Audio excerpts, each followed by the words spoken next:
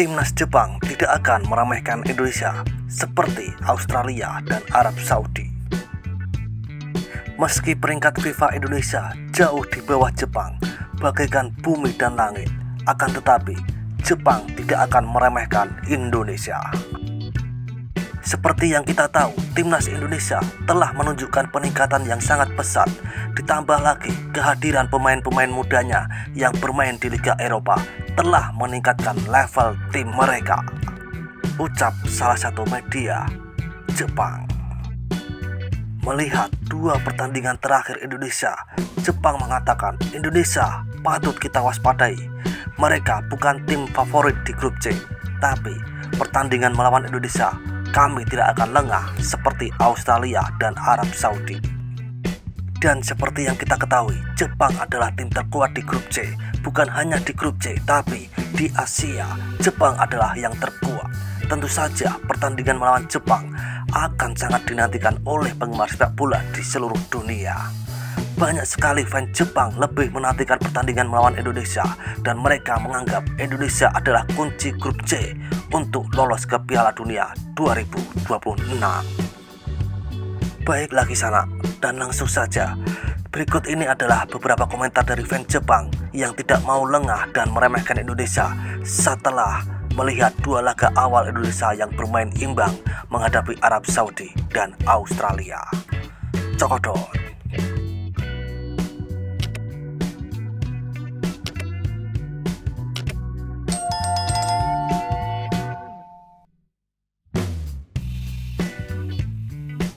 Indonesia adalah raja di Asia Tenggara. Negara ini bukan favorit di grup, namun bisa menjadi ancaman sebagai tim yang lebih lemah. Ya, itu adalah lawan yang saya menangkan 3-1.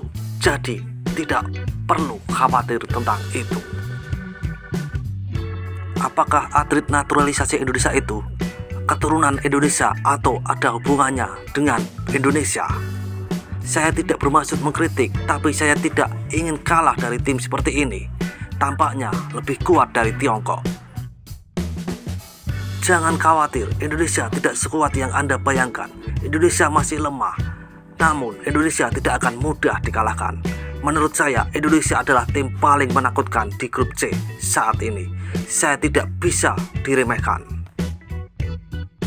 Saya tahu Indonesia sedang bekerja keras dan memang benar mereka semakin kuat, namun sebagian besar pemainnya jauh dari level tim nasional Belanda dan statistik mereka luar biasa. Bahkan saat menjamu Australia, saya diselamatkan karena sebuah kesalahan. Memang benar dia menjadi lawan yang tidak boleh kami lengah.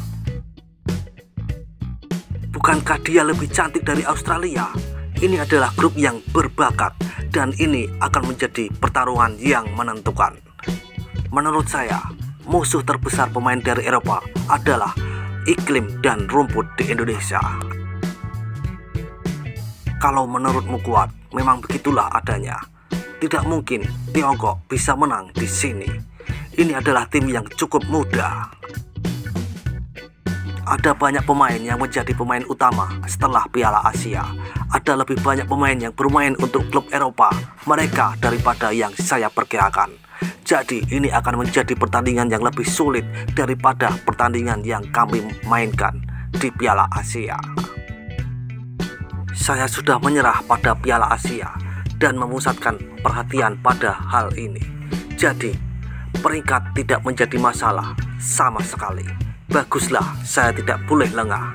Sejujurnya, saya menonton pertandingan melawan Australia dan saya merasa mereka adalah tim yang bagus mengingat nilai nama mereka. Tapi aku tidak akan lengah.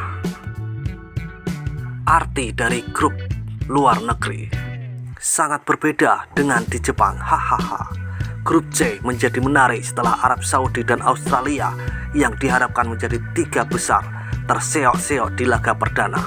Laga tandang melawan timnas Belanda cabang Indonesia nampaknya menjadi poin kuncinya. Pemain CP Hilgers nampaknya sudah menjadi pemain naturalisasi menjelang laga melawan Jepang. Namun ia menjadi pemain reguler di Twente dan sepertinya menjadi pemain yang menjanjikan di Belanda. sehingga soliditas pertahanannya mungkin sudah berada di salah satu level terbaik di Asia. Kalau bisa lolos ke Piala Dunia, bukan hanya Indonesia, tapi Asia Tenggara pun bakal heboh. Negara ini memiliki populasi yang besar dan demam sepak bola setara dengan Amerika Selatan. Cina tidak ada lagi, hahaha. Karena semua orang masih muda, ancaman terbesar kemungkinan besar akan terjadi pada tahun 2030. Namun, tim Indonesia kali ini tidak sekuat itu. Saya tidak bisa memutuskan Australia, namun banyak pemain naturalisasi yang berusia muda. Mereka tidak sekuat itu kali ini, tetapi para pemain muda saat ini akan berada pada usia yang tepat untuk kualifikasi Piala Dunia 2030. Pada saat itu, evaluasi akhirnya bisa berubah.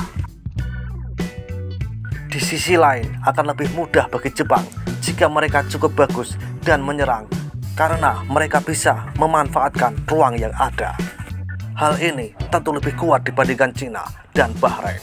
Saya ingin mengawasi tim tandang untuk melihat apakah skuad telah berubah secara signifikan sejak Piala Asia. Musuh yang kuat. Negara Asia pertama yang bermain di Piala Dunia adalah Hindia Belanda. Sekarang Indonesia pada tahun 1938. Saya sangat menantikan pertandingan melawan Indonesia.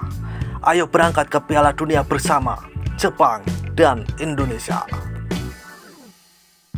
Dan seperti itulah kisah beberapa komentar fans Jepang yang tidak akan menganggap remeh Indonesia dan tidak akan lengah seperti Australia dan Arab Saudi.